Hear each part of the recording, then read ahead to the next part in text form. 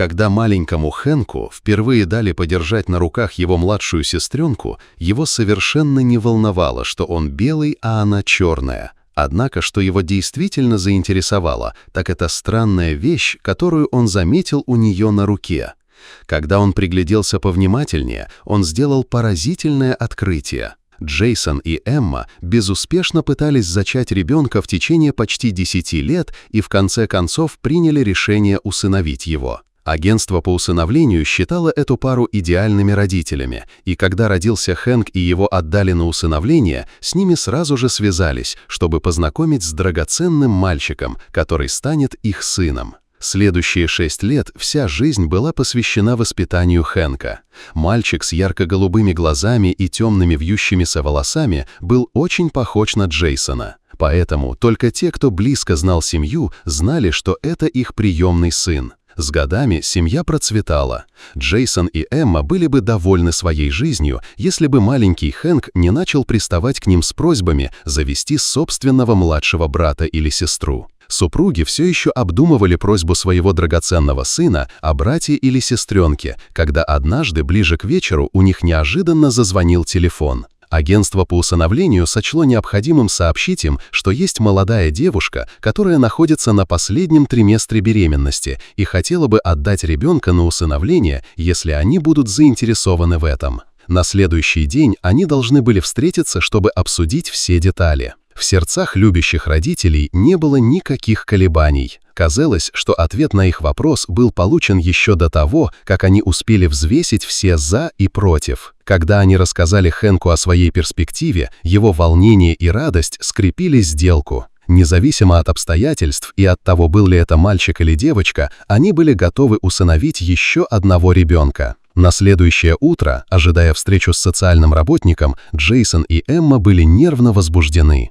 Они понимали, что обстоятельства, связанные с рождением их ребенка, могут быть не идеальными, и часто были определенные особенности в воспитании детей, которые могли немного усложнить процесс усыновления, но они были готовы справиться со всем, чтобы не преподнесла им жизнь. Семья из 3 человек была рада, что их стало 4. Шерон Эндерсон открыла файл после того, как расспросила о Хэнке и его семье. Социальный работник объяснила, что девочка все еще училась в школе, и когда она забеременела, ее родители были в ярости на нее, так как она очень долго скрывала от них свой растущий бугорок. Девочка хотела отдать ребенка на усыновление, но ее мать хотела, чтобы она оставила ребенка и воспитывала его в своем семейном доме, поскольку обстоятельства в семье были далеко не идеальными.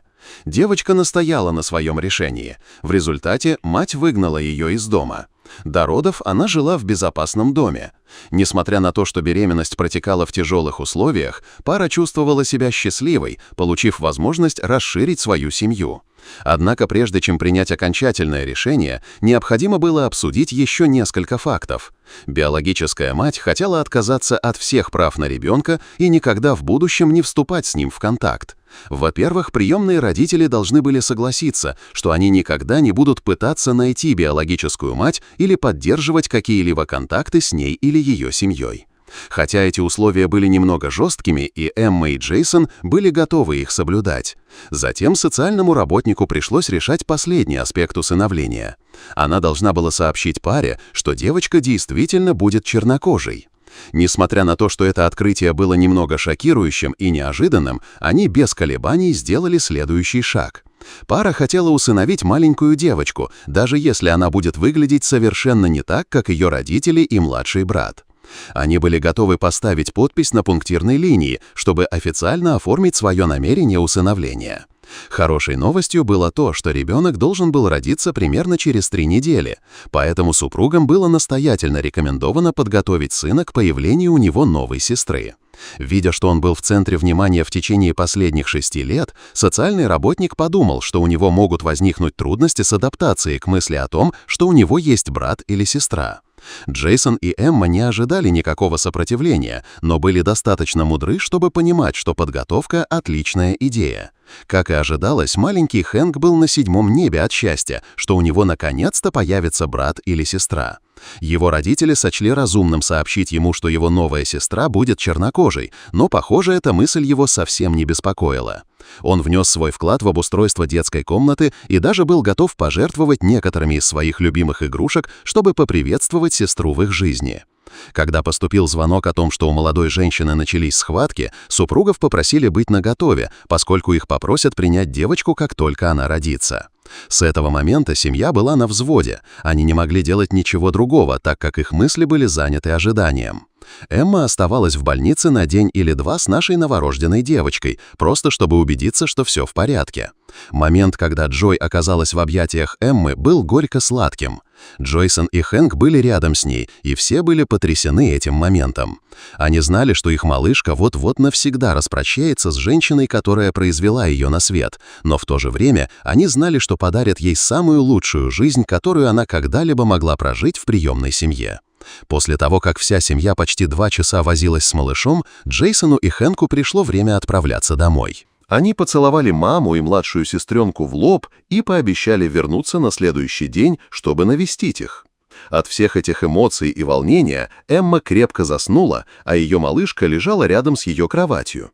Медсестры приходили и уходили, и в основном Эмма не замечала, кто входит в палату и кто выходит из нее. Она не реагировала ни на какие звуки, за исключением тех случаев, когда Джой требовалось внимание. Она забыла, как утомительно ухаживать за новорожденным, но ее сердце переполняла радость. На следующее утро, в часы посещений, Хэнку не терпелось взять на руки малышку Джой. Его родители плотно завернули крошечный сверток в одеяльце и передали ему. Он держал свою младшую сестру на руках, сидя на стуле. Эмма была поражена тем, с какой заботой ее сын относился к малышке. Также было ясно, что он не возражал против того, что Джой была чернокожей. Когда Джой заплакала, родители хотели вмешаться, но Хэнк начал укачивать свою младшую сестру на руках, и она сразу же начала успокаиваться. Казалось, что она тоже была немного теплой, и Хэнк начал разворачивать одеяло под присмотром родителей. Но тут старший брат заметил что-то странное и неожиданное на руке своей младшей сестры. «Смотри, папа, что это за штука на руке у Джой?» Мальчик был близок к тому, чтобы сделать поразительное открытие. История. Джейсон увидел большой пластырь и уже собирался отмахнуться от него, как от раны от укола, когда заметил какой-то металлический предмет, выступающий из-под него. При ближайшем рассмотрении он наткнулся на небольшое устройство, напоминающее микрочип. Эмма и Джейсон переглянулись. Они были глубоко обеспокоены тем, что происходит что-то зловещее. Пока пара все еще размышляла, что делать, приехала Шерон Андерсон. Оставалось подписать несколько заключительных документов, прежде чем Эмму и ребенка выпишут из больницы. Джой чувствовала себя прекрасно и была готова отправиться домой. Но когда они рассказали Шерон о странном предмете на руке ребенка, она была в равной степени обеспокоена тем, что обнаружила пара. Шерон попросила Эмму и Хэнка остаться с ребенком. Она похвалила Хэнка за то, что он такой наблюдательный мальчик, сказав ему, что знает, что он будет лучшим защитником своей сестры на всю жизнь. Затем она попросила Джейсона сопровождать ее, чтобы посмотреть, не смогут ли они получить какую-либо информацию из записей с камер наблюдения в больнице. Просматривая записи с камер наблюдения, они увидели изображение чернокожей женщины, стоявшей у двери Эммы прошлой ночью. Она так и не посмотрела в камеру. Позже подошла медсестра, и чернокожая женщина протянула ей что-то маленькое, похожее на конверт. Медсестра вошла в палату и через несколько минут вышла, исчезнув в коридоре. Потребовалось провести тщательное расследование, чтобы выяснить, кто была эта медсестра. К счастью, личность женщины была установлена быстро. Социальный работник счел разумным привлечь полицию, чтобы выяснить, что произошло накануне вечером и для чего понадобилось устройство с микрочипом. Медсестра должна была вернуться к работе в вечернюю смену, и тогда ее ждала полиция. Эмму и Джой отпустили из больницы, а Джейсона попросили отвезти свою семью домой, при этом внимательно следя за тем, чтобы за ними никто не следил. Сотрудник полиции пообещал связаться с ними на следующий день, чтобы сообщить, когда медсестра будет задержана и допрошена. В тот вечер Эмма и Джейсон с трудом могли уснуть. Хэнк не был готов отпустить сестру, поэтому вся семья устроилась на одной кровати. Когда ранние утренние лучи солнца показались из-за горизонта, Эмма впервые задремала, но через несколько минут ее разбудил звонок мобильного телефона Джейсона. Это был тот самый полицейский, с которым она встречалась накануне. То, что он собирался рассказать, казалось сценой из фильма в жанре саспенса. Вы не поверите, что произошло. Как только мы загнали медсестру в угол и показали ей запись с камеры, она запела как канарейка, сказал офицер. Она призналась во всем. Именно она прикрепила странное устройство с микрочипом к руке Джой.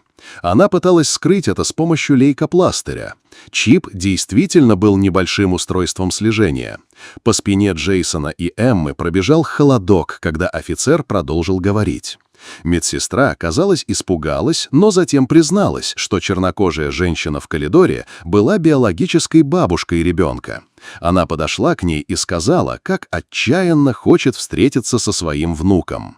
Медсестра отнеслась с пониманием к ее делу, тем более, что ей заплатили крупную сумму денег за то, чтобы она установила устройство слежения на своего внука там, где его было бы нелегко обнаружить. Если бы не зоркий глаз Хэнка, они бы забрали свою малышку домой, и бабушка смогла бы проследить за семьей. Бабушка по-прежнему была против усыновления и планировала, чтобы кто-нибудь проследил за малышкой до дома, чтобы получить их личные данные. Она также планировала украсть ребенка из его приемной семьи в недалеком будущем. Кто бы мог подумать, что невинной семье с добрыми намерениями придется пережить такие потрясения, в то время как их единственным желанием было стать благословением. Хотя Джеймс и Эмма сочувствовали бабушке, теперь это была их малышка, которую они должны были защищать и растить. Они были бесконечно благодарны за то, что заговор был раскрыт и что они смогли сохранить свою личность в тайне. Больше всего они были благодарны за то, что их сын оказался достаточно наблюдательным, чтобы заметить металлический предмет на руке своей сестры. Ему было всего 6 лет, но он уже был героем и защитником своей сестры. Какая шокирующая история! Испытываете ли вы хоть какое-то сочувствие к бабушке? Стали бы вы выдвигать обвинения против нее или медсестры? Расскажите нам в комментариях ниже.